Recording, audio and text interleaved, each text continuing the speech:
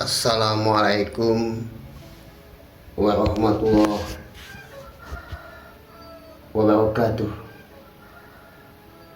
Dengan nama Allah yang Maha Pemurah lagi Maha Penyayang. Ya Nabi salam alaika, ya Rasul salam alaika, ya Habib salam alaika, wa alihi wa sahbihi ajmain, wa alihi wa sahbihi wasalim, wa alihi wa sahbihi wasalam. Rabbi jidni ilma, wallahu yaqulul haq, wa huwa yahdi sabila. Sekapur sirih, mutiara hikmah. Dialah yang menciptakan asbab dan memberlakukannya. Maka bergantunglah kepada al-musabib, jangan kepada sebab. Keyakinan orang yang mengikuti kitab Allah dan sunnah Rasulnya adalah sesungguhnya pedang itu sendiri tidak bisa memotong, akan tetapi Allah sendiri yang membuatnya bisa memotong. Sesungguhnya api itu tidak bisa membakar tanpa kehendak Allah Subhanahu wa Ta'ala. Demikian pula dengan makanan, tidak bisa mengenyangkan tanpa kehendak Allah. Minuman juga tidak bisa menyegarkan tanpa kehendak Allah.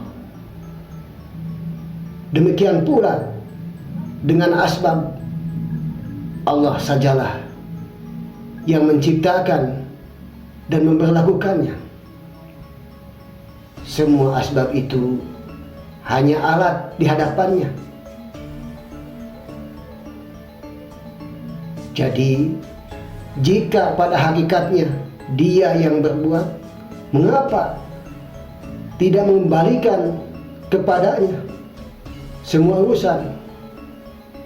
Mengapa tidak mentauhidkannya dalam semua keadaan? Perintah Allah Subhanahu wa Ta'ala cukup jelas. Tidak ada rahasia lagi bagi semua orang yang berakal. Sebuah syair mengatakan,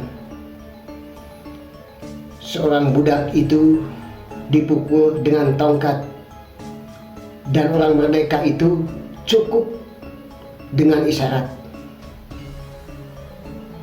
Taatilah Allah, sesungguhnya Dia akan memuliakan orang yang mentaatinya.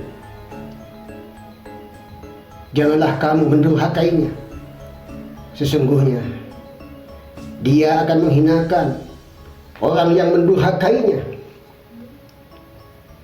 Pertolongan dan kekalahan itu ada di tangannya. Dia memuliakan dengan pertolongannya, dan Dia menghinakan siapa saja yang Dia kehendaki. Dia memuliakan dengan ilmu kepada siapa saja yang Ia kehendaki. Dia menghinakan dengan kebodohan kepada siapa saja yang Dia kehendaki. Dia memuliakan siapa saja yang Dia kehendaki dengan kedekatan dengannya, dan Dia menghinakan siapa saja yang Dia kehendaki dengan berjauhan dengannya. Jika Allah Subhanahu wa Ta'ala dan mengingatnya itu ada pada dirimu, maka Dia akan memenuhi hatimu dengan kedekatan bersamanya. Nabi SAW bersabda, Jika seseorang mentaati Tuhannya, maka dia akan memberikan marifat kepadanya. Jika ia meninggalkan ketaatan kepadanya, maka dia tidak akan mencabut marifat itu darinya. Bahkan dia menetapkan kepadanya agar dia dapat menuntut hal itu terhadapnya pada hari kiamat. Dia berkata kepadanya, "Aku telah mengistimewakan kamu dengan marifat kepadaku. Dengan itu aku melebihkan kamu. Tapi mengapa kamu tidak mengamalkannya? Apa yang telah kamu ketahui? Sesungguhnya bala itu beda-beda. Ada yang mengenai badan dan ada yang mengenai hati. Orang yang menghendaki Allah Subhanahu wa Ta'ala tidak akan menginginkan surganya dan tidak takut akan nerakanya, bahkan menginginkan ridhonya saja. Ia menginginkan kedekatan dengannya, takut jauh dengannya. Jika kamu belajar karena makhluk, maka kamu beramal juga karena makhluk. Jika kamu belajar untuk dunia, maka kamu juga beramal untuk dunia. Dan jika kamu belajar karena akhirat, maka kamu akan beramal untuk akhirat pula. Cabang itu dibangun atas asasnya. Sebagaimana kamu menghutangi, maka kamu akan dihutangi. Setiap bejana akan mengeluarkan isinya. Jika kamu mengisi bejana dengan air nanah, tidak akan darinya keluar air mawar. Tentu saja tidak ada kebaikan bagimu. Di dunia kamu beramal karena dunia dan pemiliknya. Lalu di akhirat kamu ingin mendapatkan akhirat. Tentu saja tidak ada kebaikan bagimu. Kamu beramal untuk makhluk, tetapi berharap mendapatkan Allah Subhanahu wa Ta'ala. Tentu saja tidak bisa. Kaidah ini tentu sangat jelas. Nafsu itu pada akhir-akhirnya pura-pura tenang, merendah, tunduk dan setuju dengan kebaikan. Namun hatinya tidak demikian. Jika kamu mengenali makhluk dengan ilmu Allah Subhanahu wa Ta'ala dan mengenali mereka dengan ma'rifatnya, maka sifat mereka akan hilang darimu. Akan hilang pula darimu manusia, jin, dan malaikat. Hatimu memiliki sifat dengan sifat yang lain. Demikian pula nuranimu akan terkelupas darinya. Kulit wujudmu, yakni kulit tradisi Bani Adam. Janganlah kamu sombong. Sesungguhnya orang yang mengkritik itu melihat, tapi tidak bisa mengambil dan menghapuskan kesombonganmu. Buanglah kesombonganmu, karena ia tidak mendatangkan keuntungan apapun. Ia seperti karat yang hanya bisa dihilangkan hanya dengan dibakar bara api.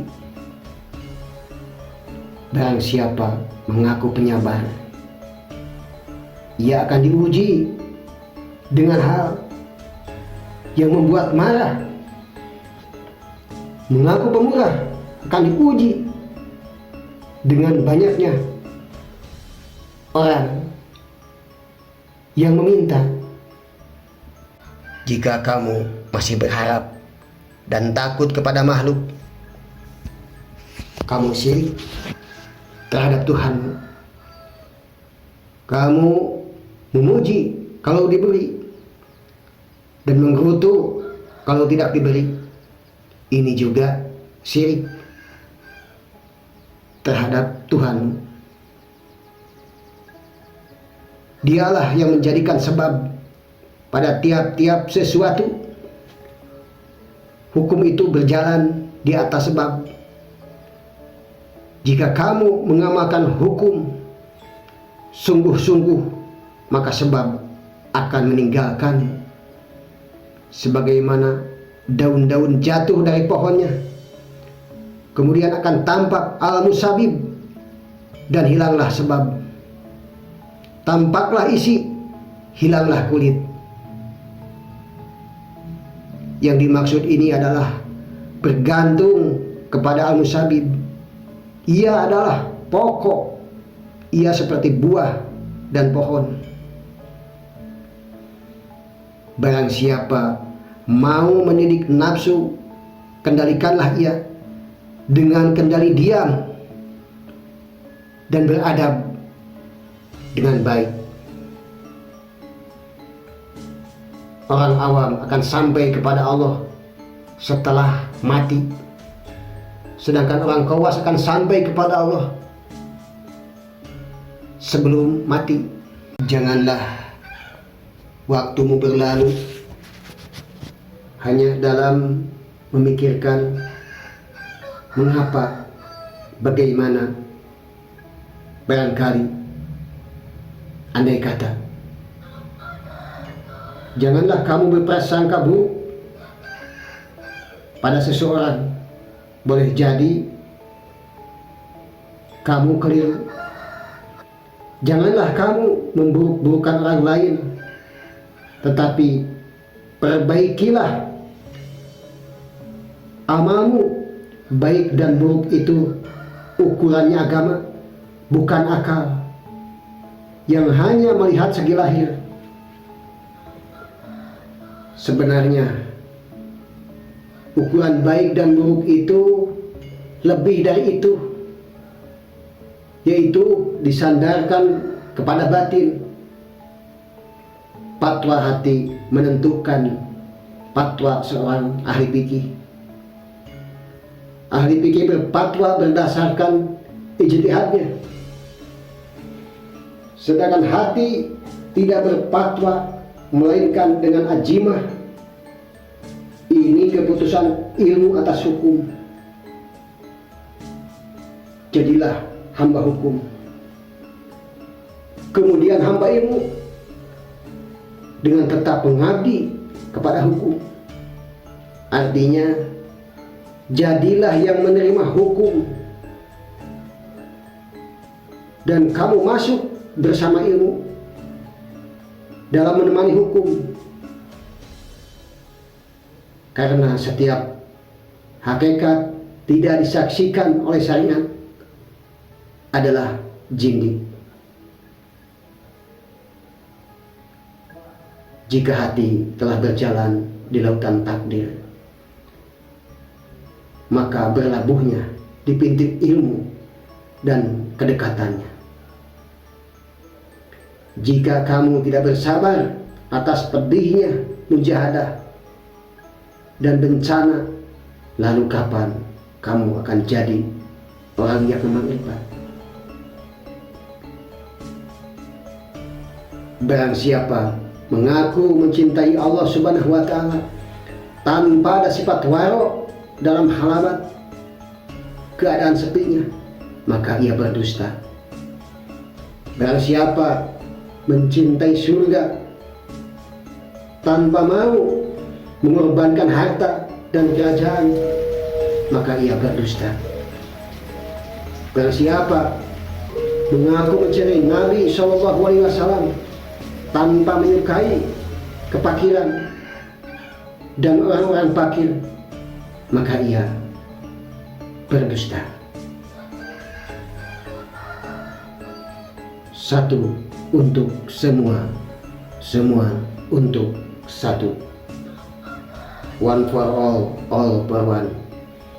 Nusantara baru, Indonesia maju. Bhinneka Tunggal Ika. Akhirul kalam. Wassalamualaikum warahmatullahi wabarakatuh.